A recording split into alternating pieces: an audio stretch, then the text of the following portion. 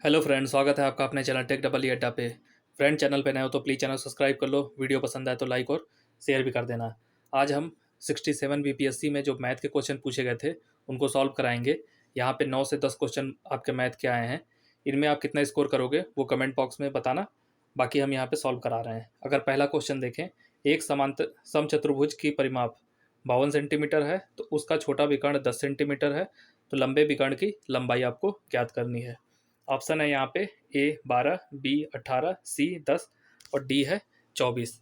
तो ये आपका समचतुर्भुज का क्वेश्चन है जिसको रोम्बस भी कहा जाता है। तो बात करें समचतुर्भुज, तो समचतुर्भुज में क्या होता है, इसकी चारों भुजाएं समान होती हैं। जिसकी चारों भुजा समान हो गई वो होगा समचतुर्भुज। तो परिमाप कितना हो जाएगा, 4a। 4a का मान दिया है 52, ए का मान कितना हो जाएगा 13 चौके 52, इसका वैल्यू हो जाएगी 13। अब इसके बाद इसके एक विकर्ण की लंबाई दी हुई है। विकर्ण को अगर हम D1 से दिखाएं तो यह है 10। D2 आपको पूछा है, D2 आपको निकालना है। अब देखिए, जो समचतुर्भुज और वर्ग दोनों के विकर्ण का एक प्रॉपर्टी होता है, दोनों एक दूसरे को 90 डिग्री पे क्रॉस करेंगे। अगर हम कलर चेंज करके विकर्ण की बनाए, ये यहाँ से इसका ये विकर्ण, तो ये एक दूसरे को 90 डिग्री पे क्रॉस करेगी। तो ये आपको एक राइट एंगल ट्रायंगल मिल जाएगी।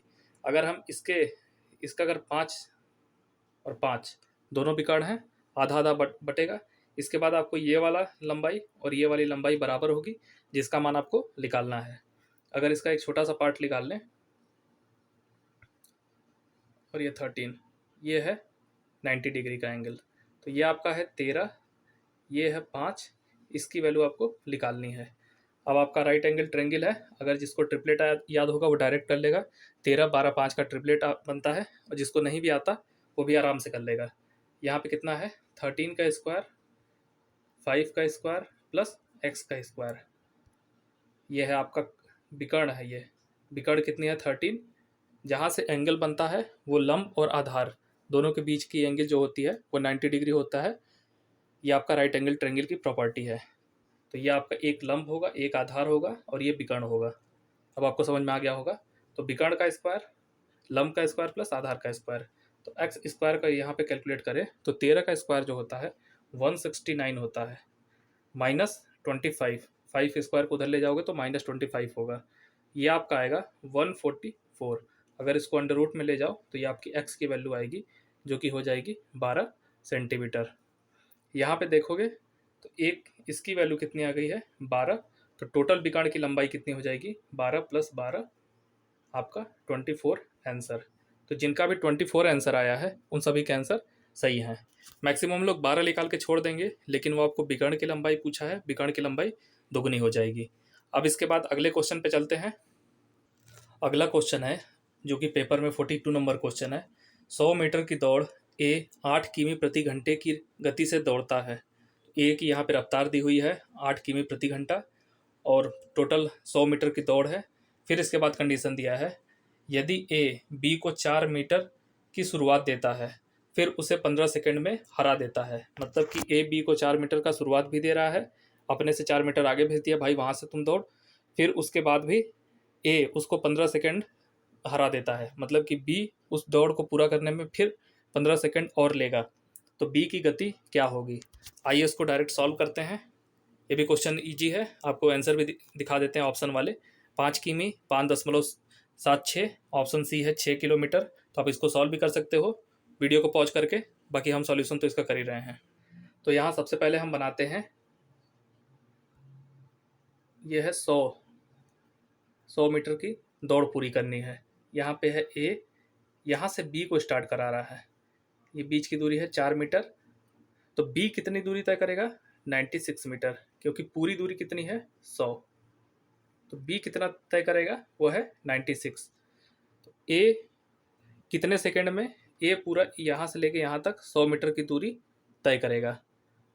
ए की चाल दी हुई है 8 किमी पर आवर, ठीक है। दूरी कितनी दी है 100 मीटर।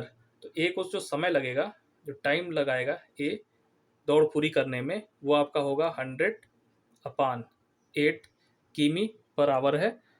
5/18 से गुणा कर दोगे तो ये आपका सेकंड में आ जाएगा। अगर इसको काटा जाए तो 5 से कट जाएगा 20 बार में। फिर इसके बाद अगर 18 से इसको काटा जाए तो ये होगा 9, ये जाएगा 4।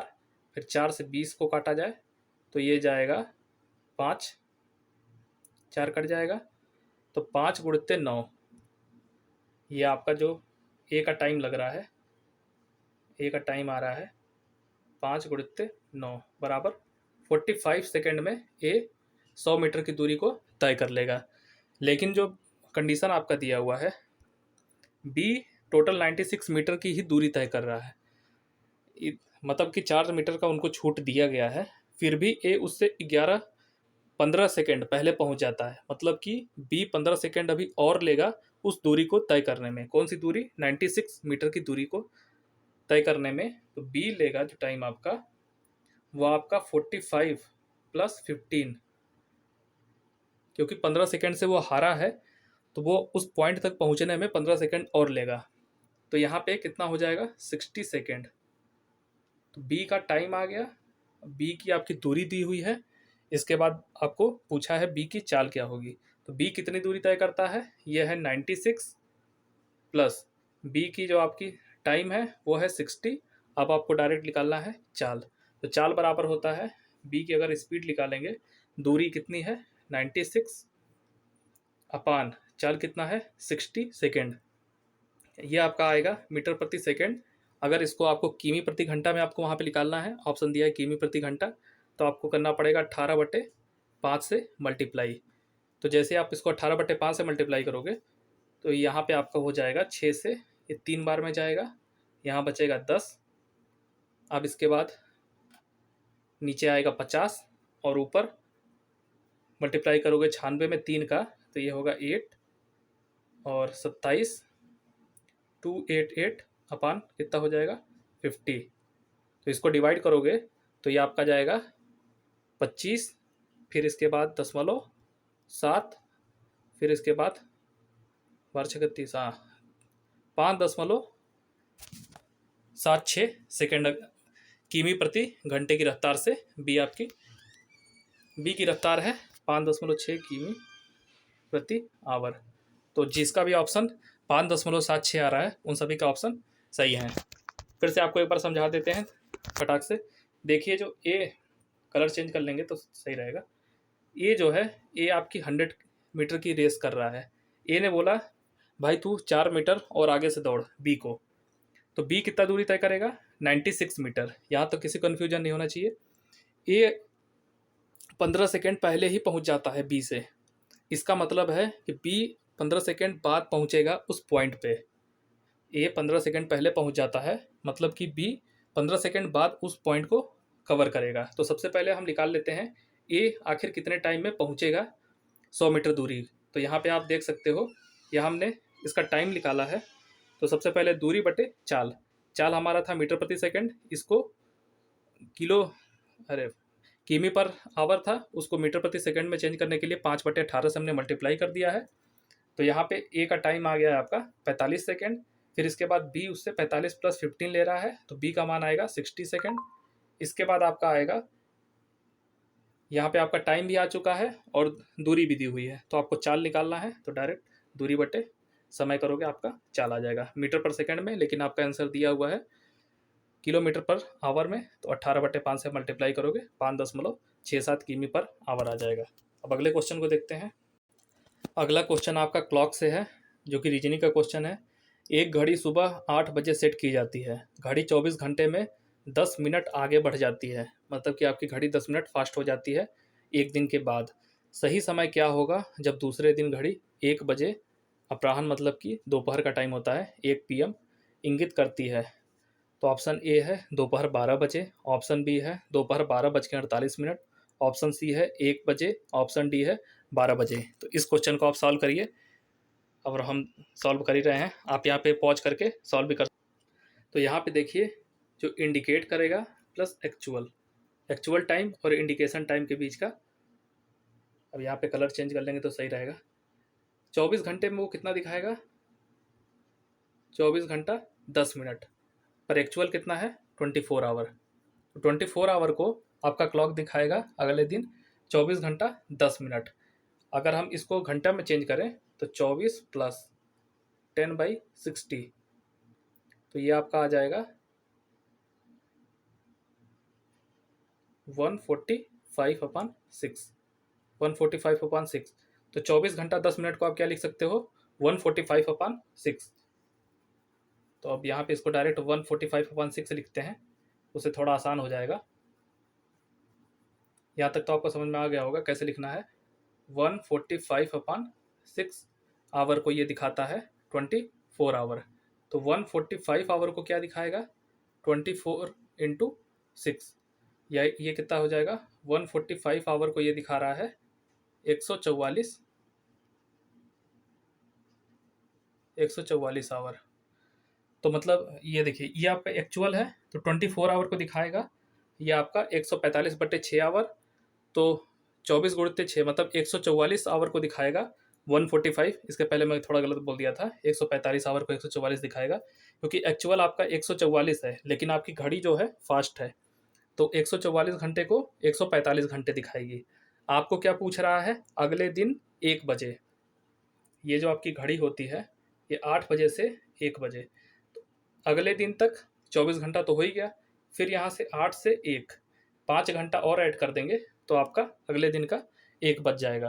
24 + 5 कितना हो जाएगा, 29 आवर है।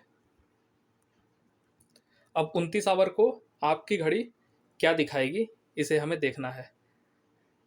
अगले दिन आपकी घड़ी में 1 बज रहा है, ठीक है, तो एक्चुअल टाइम आपको पूछा है कितना होगा।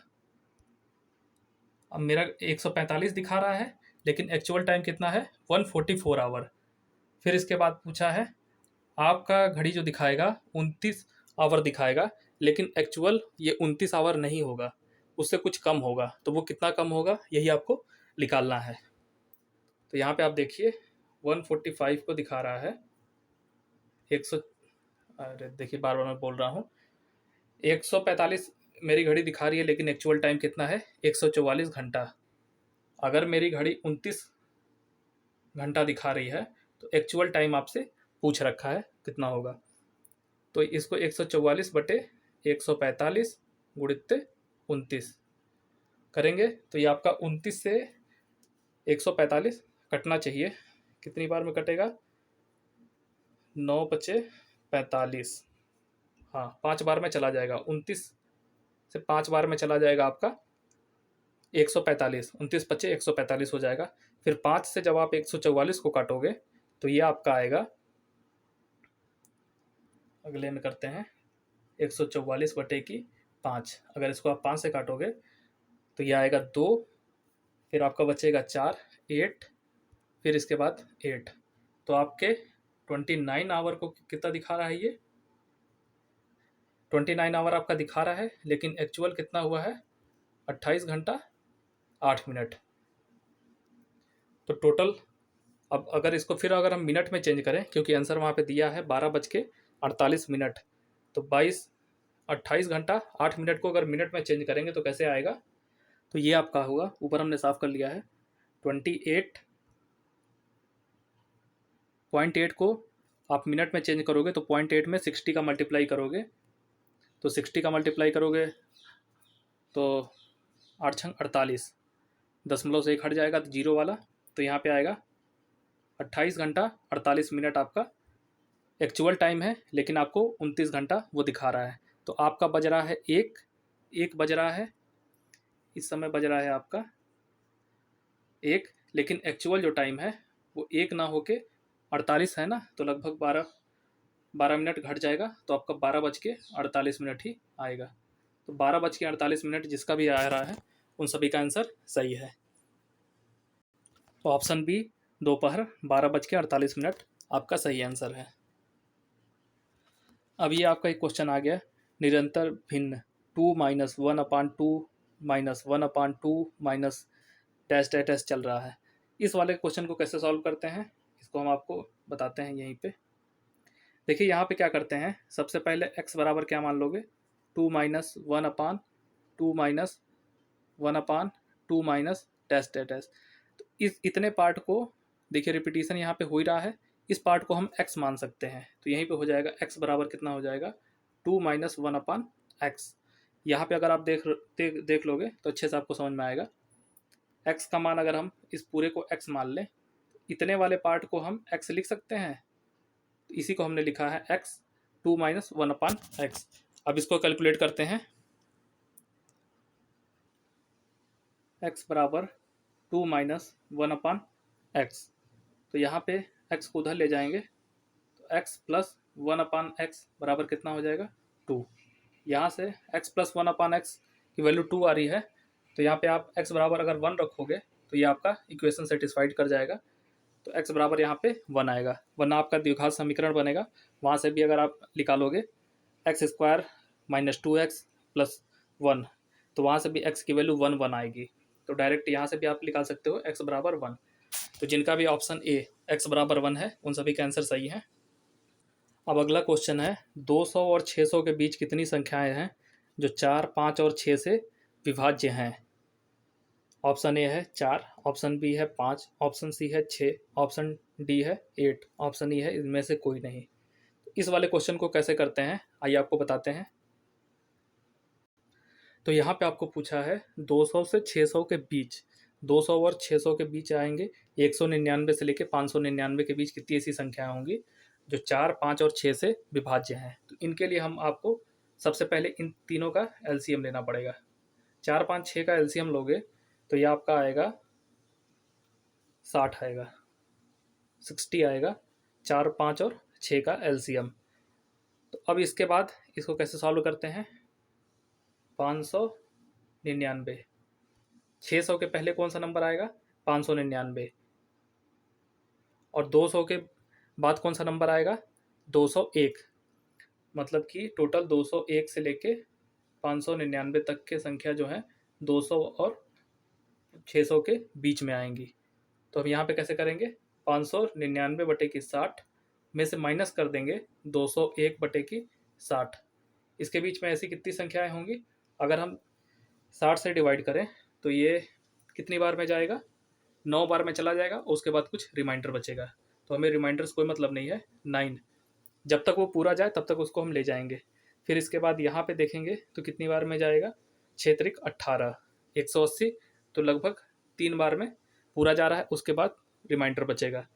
तो दोनों के बीच का डिफरेंस कितना है 6। यहाँ पे आपका 6 नंबर ऐसे हैं जो 201 और 599 के बीच ऐसे 6 नंबर हैं जो कि 4, 5 और 6 तीनों से डिवाइड हो जाएंगे। ये वाला क्वेश्चन भी इजी होता है, आपको डायरेक्ट एलसीएम लेना पड़ता है बस।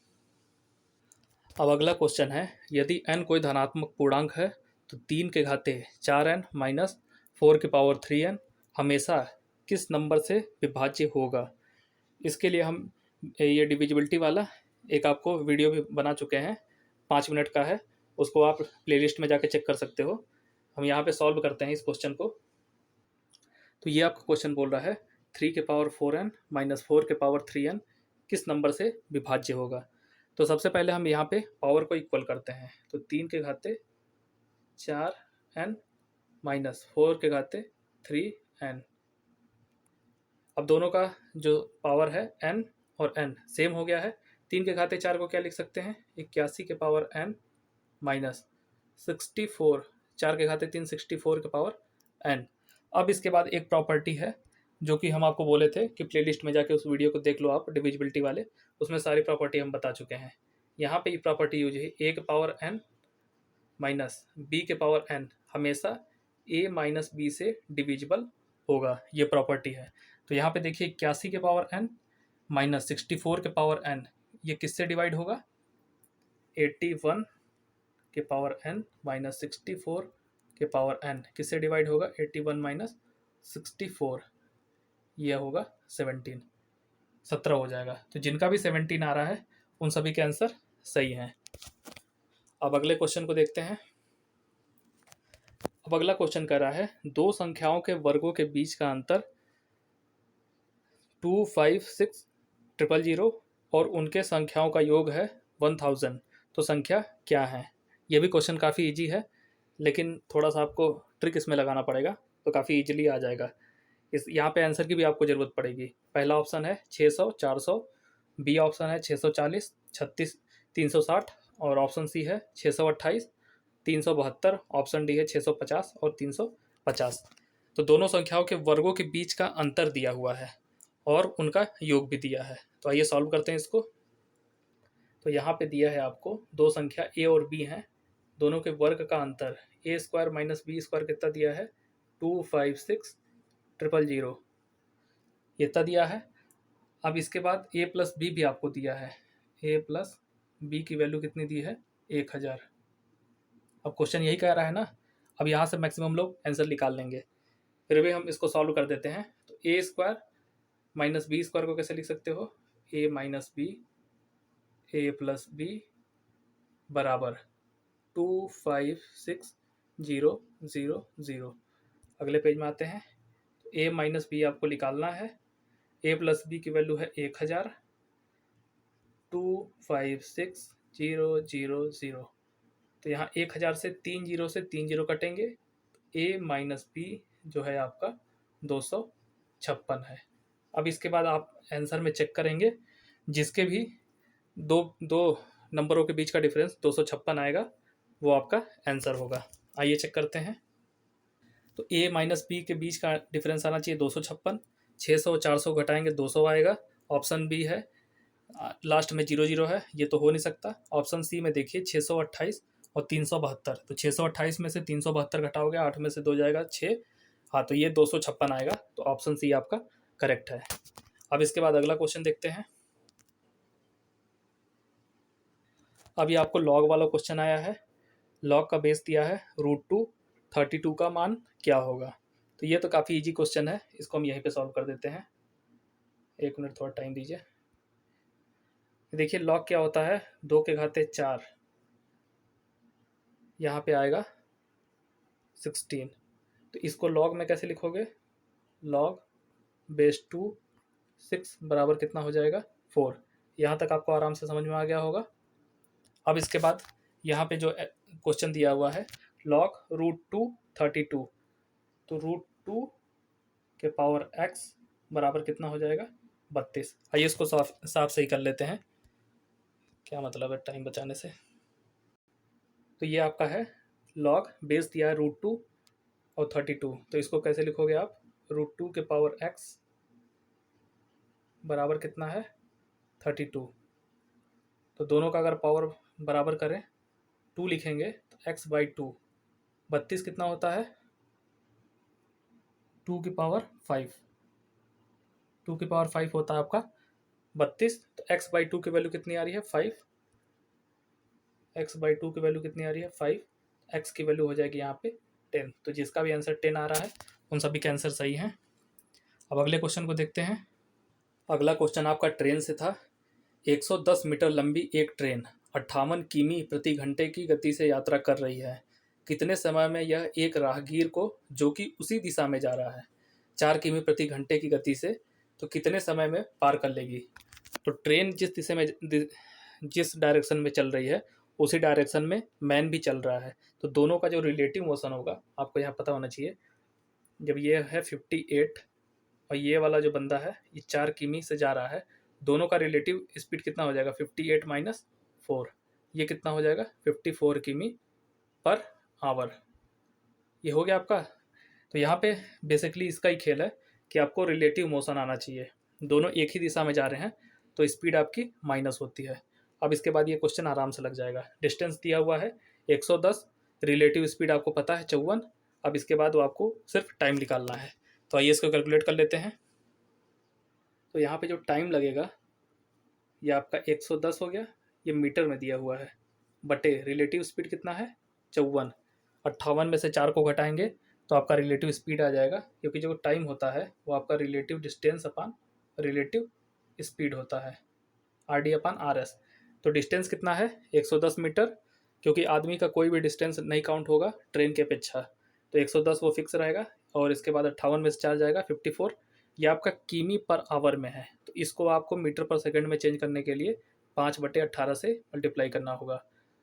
18 से जब इसको मल्टीप्लाई करोगे तो आपका 3 बार में ये चला जाएगा, 3 हो गया। अब इसके बाद आप यहाँ पे कैलकुलेट करो, 110/3 गुणित 5, तो ये आपका हो जाएगा टोटल टाइम आएगा। अब ये हो जाएगा 110/15, तो इसको आप डिवाइड करोगे तो यहाँ पे आएगा आपका 5×3=15 और ये आपका 22 हो जाएगा। तो इसकी वैल्यू जो आएगी 22/3, इसको आप लिख सकते हो 7×1/3, 7×1/3 सेकेंड में आ गया। यही आपका आंसर होगा, 7×1/3। तो यहाँ आप आंसर को देख सकते हो, ऑप्शन सी जो है 7×1/3 सेकेंड, ये है आपका आंसर। अब इसके बाद एक लास्ट क्वेश्चन, तो जो ये आखिरी क्वेश्चन है ये काफ़ी अच्छा क्वेश्चन है। 45 नींबू को 40 रुपये में बेचने पर एक आदमी को हानि होती है 20% की। यहाँ पे दिया है 45 नींबू हैं, 40 रुपये में बेचने पर एक आदमी को हानि होती है 20%। तो लेन देन में 20% का लाभ प्राप्त करने के लिए उसे 24 रुपये में कितने नींबू बेचना पड़ेगा। तो इसके लिए आपको एक आना चाहिए, ये होता है क्वांटिटी और ये हो गया आपका रुपए। क्वांटिटी कितनी है 45, रुपए कितना है 40, तो एक क्वांटिटी की वैल्यू कितनी हो जाएगी 40/45।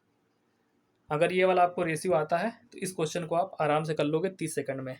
आइए देखते हैं कैसे सॉल्व करेंगे इसको। तो अब देखिए आपको क्वांटिटी और रुपए वाला रेशियो से ये क्वेश्चन आराम से आ जाएगा। क्वांटिटी दिया है आपका 45 और इसका रुपए दिया हुआ 40।